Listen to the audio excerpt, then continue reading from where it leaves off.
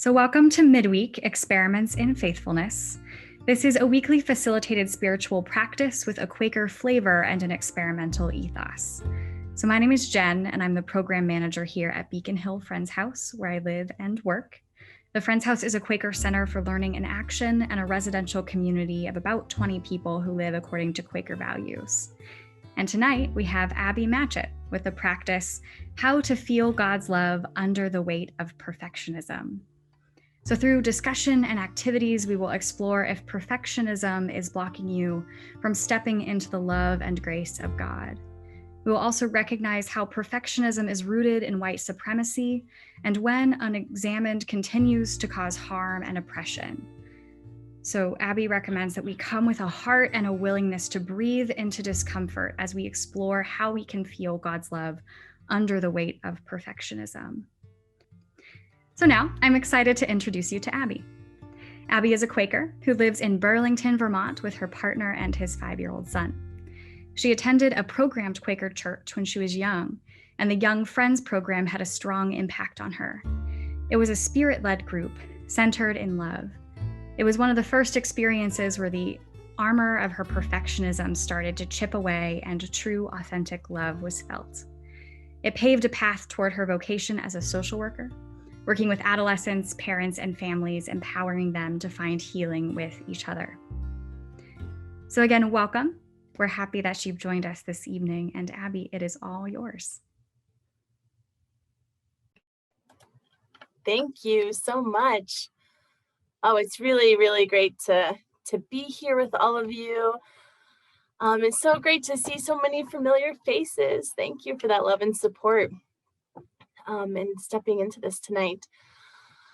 I want to actually have us start with just a little guided meditation. This is a meditation holding space for transformation. And this is Dr. Amanda Kemp, who was our plenary speaker at New England Yearly Meeting this summer, the virtual event, shared this amongst many amazing practices.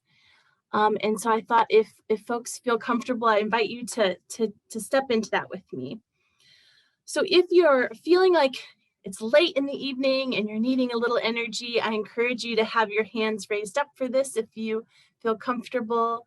If you're needing some grounding and perhaps you have some flutterings in your heart or stomach as I am feeling with nervousness and excitement, I encourage you to place your hands down either on your knees, on the table. And if you want, you can have a soft gaze or close your eyes if you feel comfortable. And just kind of with your hands up or down, notice how your body's feeling. Just do a little scan and notice if there's any tension or relaxation. Spend some moments just noticing the breath exiting and entering either through your nose or mouth. Just be in this moment.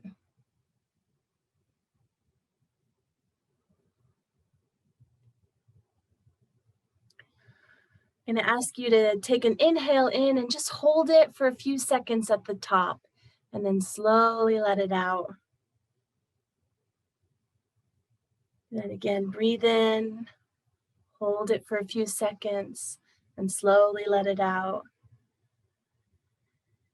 And I invite you to hear these words. And if you can, repeat them as you breathe in and out. Breathe in, I am unconditional love.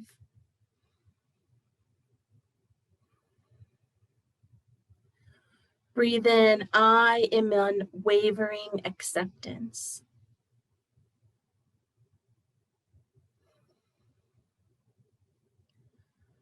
Breathe in, I am unconditional love.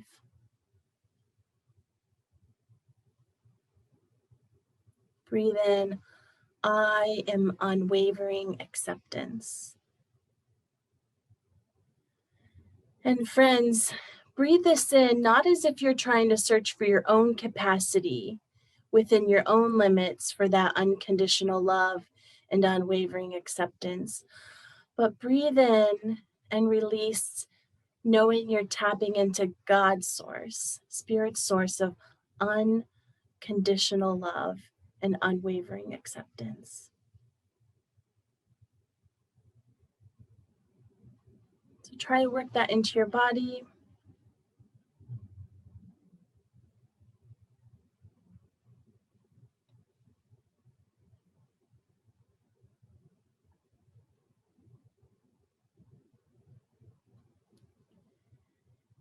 And then I'm going to ask that you take a nice deep breath in and hold it for a few seconds. And then extend it out. Let's do one more breath together. Take a nice deep breath in. And then let it out. Then you can open your eyes or focus your gaze. You can wiggle your body, stretch out. One thing I know is I clamp my jaw sometimes. So loosen that jaw. Take the tongue off the roof of your mouth if you've suctioned that up there. And try to kind of find that holding of unconditional love and unwavering acceptance. Knowing that it's not your source, that it's God's. Friends, when I was asked to share, I instantly thought of all of these topics and the polished topics that I could speak about, like maybe pastoral care or working with kids. And I had all these shoulds come through my mind. Oh, I should speak about this. They probably want me to speak about this. But as I took the time to breathe and actually like shed some of that, I felt a prodding from Spirit to go deeper, to be vulnerable and share how really I've been carrying around the weight of perfectionism. How I've been trying to step into that vulnerability and that connection, but in my operating from fear, I go right into that place of perfectionism. I have to have it polished. I was shoulding all over myself. I should look like this. I should be like this. And, I was reminded of an experience I had when I was young. I grew up in the middle of Indiana, and as some folks know who are on the screen, and there's an organization called 4-H in Indiana. I don't know if anyone's ever, maybe you can kind of give a little hand wave if you know what 4-H is. Yes, that's great. So 4-H was a really big part of my life since I was probably 6 until I was 19. And it was a big part of my family's life as well. My parents and my grandparents were all also in 4-H. And my mother is an incredibly talented seamstress. And we had a little hobby farm. We always had pigs, and we always had pigs. Sometimes we had cows and chickens and horses, but pigs were the most consistent animal that we had. So thus, with those two things, the projects I had for the longest were sewing and showing pigs. And I really loved sewing. Well, I had kind of a love-hate with sewing. I loved that it was the challenge of cutting out these geometrical shapes could actually turn into a garment that fit me. I loved that I could pick the colors and the style, and I could really be creative in a functional way. And what was kind of great is being a woman who was, a girl at that time of bigger size, I could find clothes that fit, and they fit me well because I learned how to tailor them to my body. What was not so great about sewing, and I was trying to remember, and I actually asked my sister if we had to do this, if it was like part of it, or if it was something we were kind of ushered into or shouldded into. But there was a thing called fashion review, and as I'm sure you could deduce from the name, what it was is you wore your garment and you went out and showed people. But that experience was so hard because preparing for this event was oftentimes in August in the Midwest, and this tiny little room filled with people, and it was sweltering hot, and there was hair dryers and curling irons and unfortunately lots of hairspray, and there was mirrors everywhere, and the adults around me were often scrutinizing how my hair looked and how this looked and how are the accessories. And this happened from the time I was 6, and then when I was probably 12 or 13, I took over that role of scrutinizing how everything looked, and was their hair out of place, and were my accessories just right. And my goodness, that that focus on that, I was being directly socialized for perfectionism.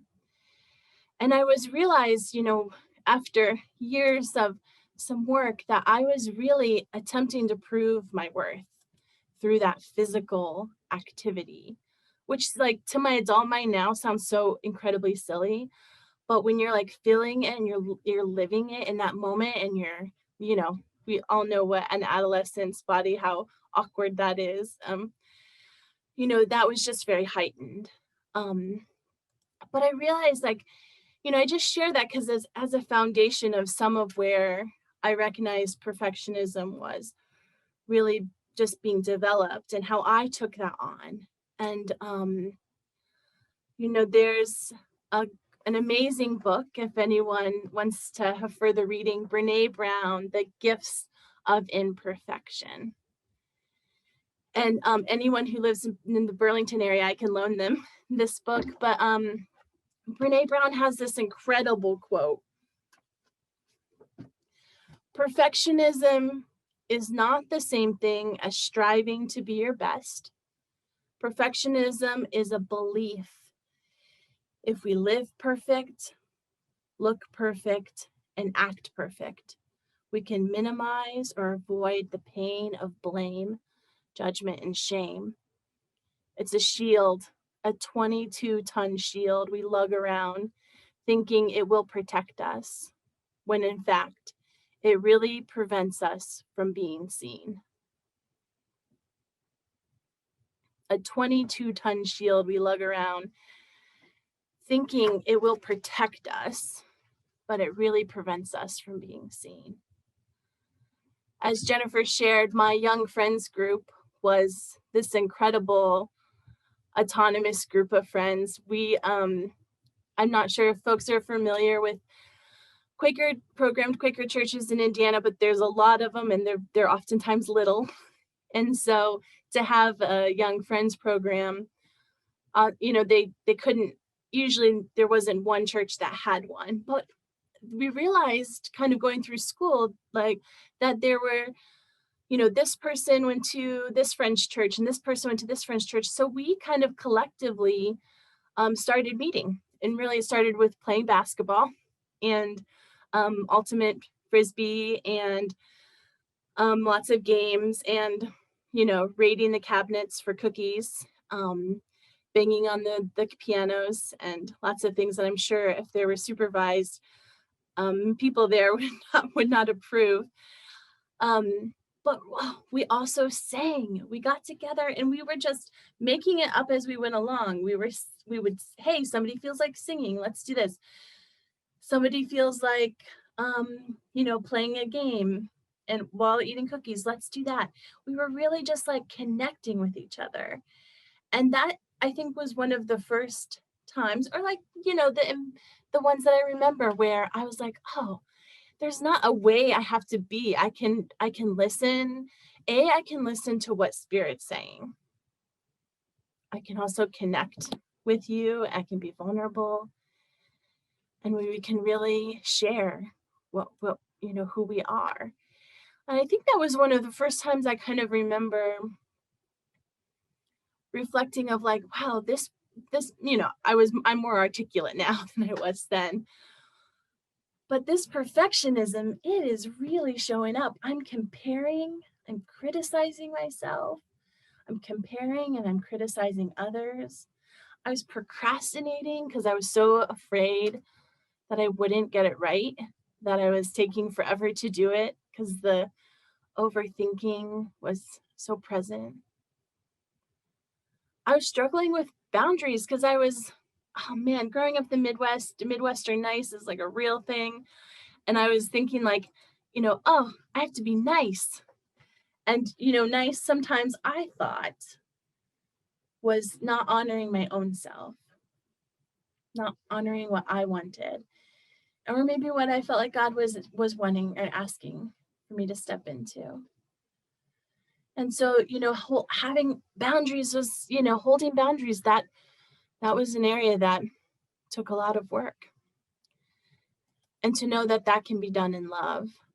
I was limiting myself, and I was also just really stuck in imposter syndrome, thinking there's no way people would really want me to do something. I'm not, good enough at this. If they really knew, they wouldn't ask me.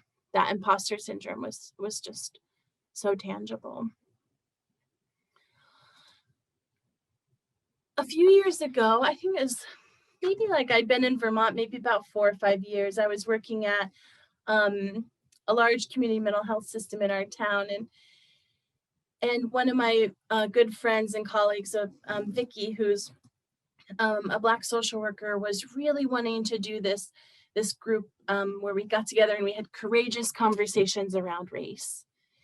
And Vicky had talked with all of the management team and the leadership and had said, I want to have this group. I think this is really needed. We have to have this place where we can really connect and talk about race.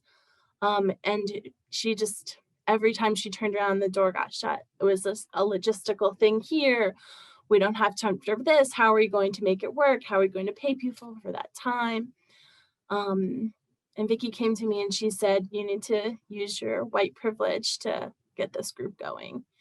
And I was like, oh, Vicky, I think it's just maybe there is logistical things. And she's like, no, this is institutional racism showing up loud and clear.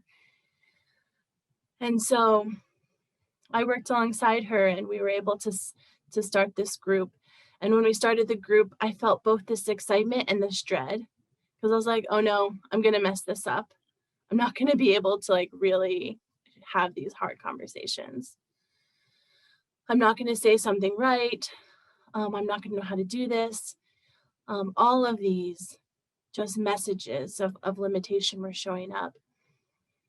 And only through that connection and relationship I had with Vicky I was able to be courageous and own my work and the work I needed to do with this.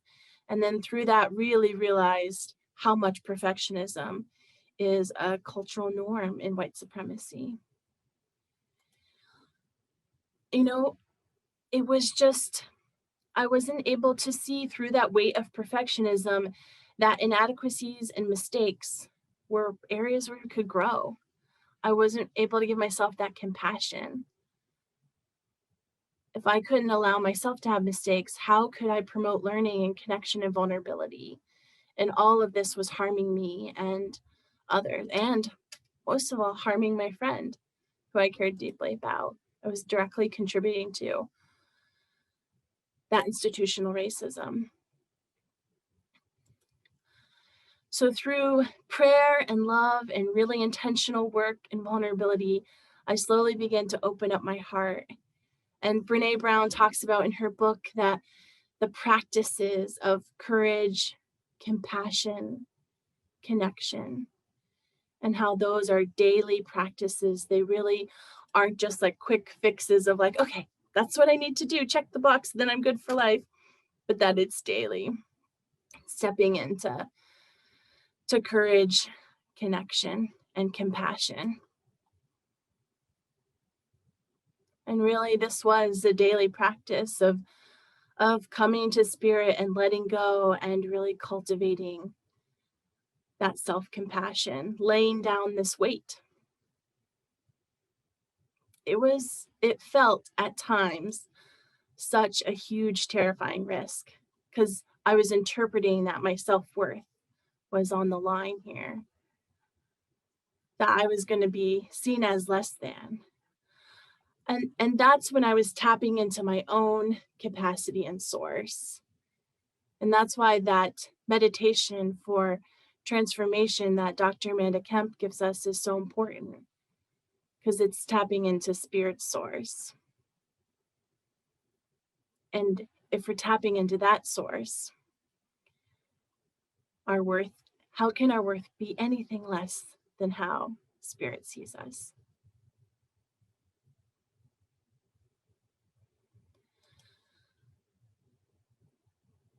So friends, I want to have us do another kind of practice. You know, healing from perfectionism, being a recovering perfectionist, is about acknowledging our vulnerabilities and understanding that every human has experiences, they're universal experiences of shame and judgment and blame. And that tapping into that compassion and that love is a way we can really combat when ego is stepping in. Someone recently told me that maybe ego stands for edging God out. And I really like that. Yeah, edging God out. Those times when that insecurity takes hold and really is strong. And I know I edge God out in those times. So if you feel like you can, I want you to kind of just like return to that soft gaze or close your eyes and think about a time where you're maybe edging God out. Maybe it was a time that was a bit painful, has some shame to it. And I want us to say this prayer together. And I'll use the word God, but please, translate as a word that fits for you in your spirit and heart. So with that soft gaze or closed eyes, return back to that place where you're taking a few easy breaths. Maybe relax your jaw, relax your shoulders. Feel that grounding.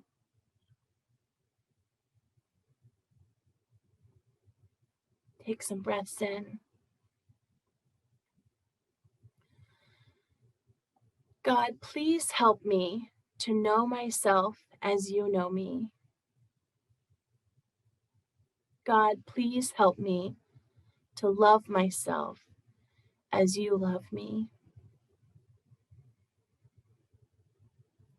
God, please help me to see myself as you see me.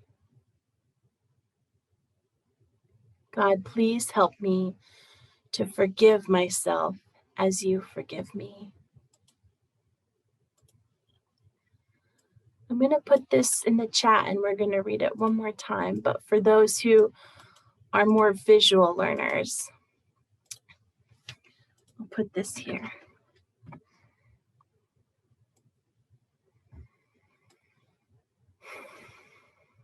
So try to hold that experience of edging God out and bring these words to it.